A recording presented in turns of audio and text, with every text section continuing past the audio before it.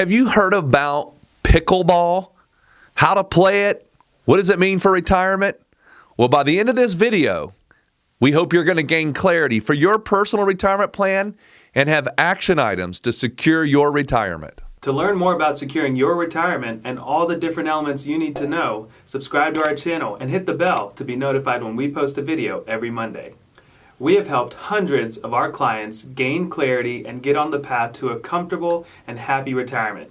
Now it's your turn. Let's dive in. Welcome, everyone, to our Monday podcast where we are trying our best to always bring somebody that can enlighten you, whether it be in financial things, legacy, or lifestyle. Today is a lifestyle show, and we have with us Lynn Cherry, who is a pickleball expert. So, Lynn, thank you so much for coming on and talking with us today. It's great to be on. Happy to be here today. So, this idea of pickleball, I'll tell you a quick story. We have a client of ours in particular that he loves playing. He started playing a little bit, I think, before he actually retired, but then he got his wife into it, and then they now play together. And it's actually been fantastic throughout the COVID scenario because they were able to get out and be outside and do things. So I don't know how big of a topic this is with a lot of folks, but I'm hearing more and more about it. So could you just kind of give us a little bit of background, maybe about yourself, how you got into it? And then I know you have a whole podcast on it. So can you give us a little bit of background about that and your world of pickleball? Absolutely. Honestly, I had never heard of pickleball until I moved to Connecticut in 2018. And I had been in North Texas for 25 years, had never heard of it, was always really athletic. And so when I moved to Connecticut, I'm like, well, what am I going to do indoors during the winter? Because with my knees and stuff, I couldn't ski or do anything like that or snowshoe. So I just looked at the local recreation center to see what they were offering. And I'm like, wow, there's something called pickleball. How weird is that? But I looked it up on YouTube, of course, and I'm like, wow, that looks great because I played, open level racquetball, played a little bit of tennis, and I'm like, that's the perfect game. So I went to the rec center here in, central Connecticut, and there was, people playing in the gym. And as soon as I kind of peeked my head in the door, they're like, hey, you want to play? And I'm like, oh, no, I'm just going to watch. And, they come over, they hand me a paddle and say, come on, get on the court. And so I hit the ball a few times and, it was being addicted to the sport immediately. And you'll hear that from just about everybody who plays the game, that pretty much the first time they got on the court, they became addicted to the sport. Yeah, I've heard. I have some friends that are a little bit younger than I guess that the typical demographic that's playing pickleball, and they walked up to a court kind of like you did, and they said everyone was so nice and inviting, and so they joined in just to kind of learn the game, and everyone taught them the game pretty quickly, and they said they had so much fun. So I'm excited to learn more about it and to eventually pick it up. From what I have seen and just some like YouTube clips and stuff like that, it seems like I think there's a few aspects to it. One, I guess we could start with is, could you compare it to maybe someone has played tennis all their life, and if you look at a pickleball court, it looks kind of similar but maybe a little bit smaller. So could you compare some of the differences between maybe pickleball and tennis? I think are probably the most comparable just from a view perspective. Absolutely. And you're right. The pickleball court does look a lot like a tennis court, but it's much smaller. A pickleball court's only 20 feet by 44 feet. So it's, half the size essentially of a tennis court, but the net's about the same height, fairly close. But the interesting thing is that, there are so many people who come into pickleball who have never played a sport before, but then you do have tennis players who come in and, they immediately are pretty darn good at the sport. Now, with that being said, tennis players, like to hit the ball hard. And there's much more to pickleball than that. There's kind of a soft game, which is with, soft shots, dinks, drop shots like you might see in tennis and things like that. And, sometimes it takes a little bit for the tennis players to actually learn the game of pickleball, because it's not just all about hitting the ball hard. I mean, think about it. We're essentially hitting a wiffle ball, which is essentially what a pickleball is, not with a racket with strings, but it's actually just with a paddle, typically made out of graphite. And it's also much smaller than a tennis racket. You know, most pickleball paddles are maybe 15 by 8 inches and with a fairly short handle. And so, those are some of really the biggest differences between the two games. And pickleball is a little bit more about not making errors, if you really want to do well and win. Whereas in tennis, you might go for an ace on a serve or something like that. Well, in pickleball, you only get one serve. So you're trying to be much more consistent and, get the ball in the court. So you mentioned something a little bit earlier. You talked about your, I think you said your knees and doing other stuff. I have bad knees too, by the way. My knees are getting worse and worse. And my question is, if you play pickleball, I'm assuming then that you can play at a pace that, in my mind, tennis, I think I'm running all over the place to play. So in pickleball, is it a ton of movement that way? I mean, how active do you get during play? It depends on the level you play, certainly, but I'm with you. I actually have no ACL in one of my knees because I tore it and then I never had it surgically repaired. So I hadn't played a court sport until I found pickleball, because I looked at it and I'm like, wow, this court is so much smaller than a tennis court. And so I do have a much smaller area to cover. But one of the things that pickleball is, because so much of the game is near the net, we'll say, there's actually a line called the non-volley zone line, and you cannot go into that area and hit the ball in the air. If it bounces, you can go into that area. But what it does essentially is it puts you most of the time 7 feet away from the net, and it becomes a very fast game. Bang, bang, bang, you're hitting shots, hard at each other. And you do have a certain amount you have to move. And just like tennis, somebody can lob over your head. So there is definitely, because the court is much smaller, that's really why you're not moving so much, but you still have to move some. Gotcha. So, I've read about this sport, and it seems like, there's a social aspect to it as well. It seems like every time I've seen it, I know that it can be played in a singles version, I think, but it seems like you see it more in a double style type of format, and you're in a much smaller court. So is there a social aspect to it that, that makes everyone want to play this? That makes it so much fun? I think there absolutely is. I mean, that's one of the greatest things about pickleball is, even if you've never played a sport, you can pick it up the very first time you go out and play and have a good time, because it's easy to learn. You don't have to spend all this time with technique like you do with tennis just to even get the ball over the net and in the court. So that's what makes it so appealing. And what's great too, and one of the things that I think makes it really, really social, is that you can walk onto a court and play with people who you'll see beginners, and we'll call them experts, playing together. Whereas in, something like tennis, I hate to say it, even though I played tennis for a few years, it's a little bit more elitist, where people only want to play with people of a certain level, because otherwise it's not fun. But that's what's great about pickleball, is that it's fun really regardless of what level of person that you're playing with. And so because of that atmosphere and people being so inviting, that's really what makes it a great social sport. So I know I've never played tennis, but I play ping pong. If you're playing as a team in ping pong, you're supposed to be in every other hit. Is that the same in pickleball? Like is it only if it comes in your zone you can hit it again, or when the ball comes back to you, you're supposed to trade off as far as your teammate? No, actually in pickleball, you do not need to trade off. So once the server does have to hit to a certain person and they have to return the ball. But once that occurs, you can hit the ball, either partner can hit the ball. So it's not limited like it is in ping pong. And you said something about a no volley zone. So I know we're doing this over audio, so it's going to be hard to kind of turn this into something people can grasp. But we can try. And so let's say I have to serve to you, Lynn, and I serve it over to you. What is your responsibility? I know there's something about you. There's a certain area that there's something that you cannot do, and I know there's a certain amounts of times that the ball has to bounce, maybe before you can kind of return it. So take us through that, because it's a little bit different than any other sport I've ever played.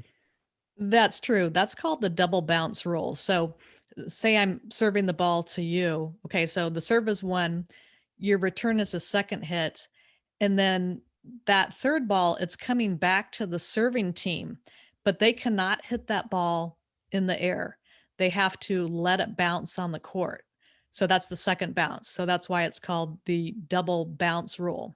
So you've got to have the two bounces before, and then you can do whatever you want with it.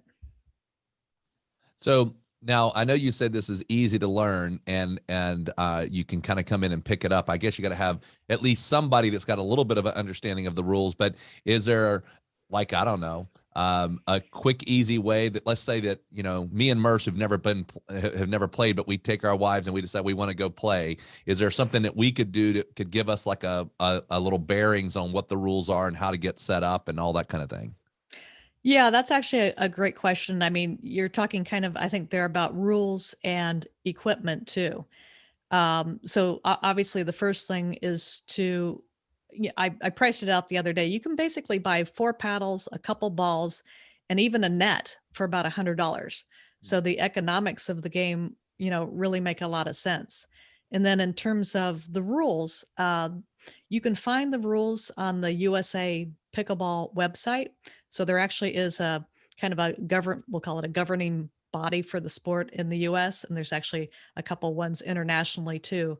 But you can go on there and find the rules. But the game, the game is pretty simple, and you can just watch a few YouTube videos, or pretty much just, go show up wherever they're playing pickleball near you. I mean, because nowadays there's probably 3,000 plus 4,000 places that you can go play pickleball. And, with your audience, if they're thinking about retiring and maybe traveling around in an RV, there's probably a couple hundred RV resorts which have pickleball courts too. Hmm. Yeah, I think that's really important. The cost of entry into the sport is, I mean, next to nothing when you compare it to something like a retiree that says, "Hey, I'm going to retire and I'm going to pick up golf." And all of a sudden you've got the equipment that you have to buy, the lessons that you got to take, all the balls that you're going to lose, and then the green fees, cart fees, all this stuff adds up to thousands of dollars just to get to the point where you can decide, hey, do I like this sport or not? Pickleball, like you said, $100, and you can learn it relatively quickly. There's definitely a health aspect to it. It gets you out there, it gets you moving around, and probably not as much impact as a lot of other sports out there. And then there's a social aspect to it too. You can make a ton of new friends just by showing up on the court, and then I assume you kind of just hang around with them, and you start setting weekly pickleball dates and stuff like that. So it seems like a win-win in every direction, and I can understand why it's gotten so popular in the U.S. and probably all over the world. Is there anything that we've left out that we should be asking you while we have a pickleball expert in front of us about the sport, maybe about the uniqueness of it or anything like that? Well, one thing I do want to say is that pickleball was really known as a sport for, people who are, over 50. And even the statistics back in 2019, 75% of the regular players were, 55 and over. Well, due to COVID, and like we had mentioned with the game being very COVID friendly, that number actually has dropped significantly. You have so many young people now coming into the sport. Only about 60% of the participants now are over the age of 55. And just on the weekend, I was over at the courts, and a couple people came onto the courts who I didn't know, but it was probably, like a young guy who was maybe a freshman and freshman or sophomore, I guess, in high school. And he came with his grandmother. Hmm. And you just see that because it's one of the best sports or activities, that really cuts across generations. Yeah, and we've kind of talked about it as far as learning it, but say you learn it and you do get pretty good. I assume there's leagues as well, leagues around and tournaments that people could enter if they wanted to get into the more competitive nature of it. Oh, yeah, absolutely. There's hundreds of tournaments, probably thousands in 2021, but there's even there's two professional pickleball tours, which are now being broadcast on CBS, ESPN, and then of course streaming. So, people always kind of, some people are a little bit reluctant to play pickleball just because even the name of the sport. And there's many people who basically, guys who basically said, I don't want to try a sport with that silly name. But Well, that is a good question. Do you know why it's called pickleball? We haven't really touched on that. Yeah, well, there's a couple different stories when it comes to why they call it pickleball, but pickleball was actually invented a long time ago, back in 1965, and there was three families who got together, and honestly, the sport was started because you had these three families and their kids were bored, and I guess they brought out the badminton net, and then they realized that they didn't have a shuttlecock to play, and so they found a wiffle ball, and they're like, well, that won't work with this racket with string. So they grabbed some ping pong paddles, and then they lowered the net because there was kids. And that's how the game got started. Now there's a couple stories about the name itself. And with the name, one story is that the sport was named after one of the founders of pickleball, named after their dog, because when they played pickleball, the dog would, go grab the ball and run away with it. It's a wiffle ball. But if you think about that, a wiffle ball wouldn't last long with a dog. But the other story is that apparently one of the wives of the founders was a competitive rower. And apparently there's something in rowing where I guess the last boat that comes in, it's called the pickle boat. And basically, the pickle boat can often be just a group of people who aren't used to rowing together. So, it's just kind of a mismatch, we'll call it. And that's kind of how pickleball is. I mean, it's kind of a mix of ping pong, tennis, and badminton. So everybody really likes the dog story. And now pickleball's, popular enough that it doesn't look like the name pickleball is going to go away. Yeah. So you mentioned something earlier about, getting a couple of 4 paddles and a couple balls or whatever and a net. So that part now makes me think, if you buy a net, where would you set that up, and how would you, if you go to a court, I guess do you need to have a net? Like, I don't know. I mean, I'm trying to think of how that would play out, that you would need a net. There's there's obviously different places to play. A lot of people during COVID were playing in their driveway. So yes, they needed a net, and then you can just take chalk and create the lines. But nowadays there's dedicated pickleball facilities, where there might be 8, 10, 20 courts. So no, you would not need a net there either. And, sometimes if you go to a place where you're not really set up for pickleball, or it's on a tennis court, because sometimes they drop the lines for the pickleball court on a tennis court. And there's a place near me where you do need to set up a net, or if you're in a gym, you do need to set up a net. Okay. And I guess the nets come with like stabilizers on either side that you kind of, I don't know, poles or whatever that you would do to hold the net. Yeah. And honestly, nets like that nowadays, they're designed, really well. But yeah, they're easy to set up. And where's the best place to get that equipment? I mean, would you order it online, or would you go to like a sporting goods place, or what would you recommend on that for somebody who's listening and going, oh man, I might want to try to get this? Yeah, that's a great question. The first time I went for and bought a pickleball paddle, I actually went into, I think, Dick's Sporting Goods, but there's lots of options for paddles on Amazon. But yeah, when you're starting to play, you can get, just even buy a couple paddles, a couple balls that comes as a set, and for $30 or $40, you're good to go. Well, Lynn, this has been great. Before we go, I know you have a pickleball or a podcast that is dedicated to pickleball. So for anyone that is intrigued about this short conversation that we've had, tell us a little bit about your podcast and how they could get to it. Right. I've got the Pickleball Fire podcast, And you can just go to pickleballfire.com/podcast to find it. And there it'll play on Apple or iTunes or Spotify or what have you. And you can also get more information on the sport on the pickleballfire.com website too. So yeah, it's a pretty good resource for all your pickleball needs. Very good. And how often do you have a new podcast come out? I actually do 2 podcasts each week. One of them, I talk to a coach or a professional player or an instructor. And so that just gives more information on both the physical and the mental game. And then on Thursdays, I talk to different people in the industry. They could be, pickleball paddle manufacturers. They could be people who run tournaments, just kind of a variety of people in the industry. And also there, the one other thing I should mention is that pickleball is a great sport for weight loss. I've got somebody coming up on my podcast who lost 100 pounds Wow. from playing pickleball. And then there's actually even one of the pro players that I talked to on the podcast, because I think her name is Cassandra Gerke. She lost like 60 pounds playing pickleball. So it's such a fun sport to play. I think, if you need some activity, not only will it be fun, but, you can really burn some calories if you need to or want to. Well, fantastic. Well, thank you very, very much for coming on our podcast. I know that our listeners will enjoy listening to this, as well as maybe doing some research and seeing if they want to get more into this idea of playing pickleball. So thank you very, very much. We certainly do appreciate it. All right. Thanks so much.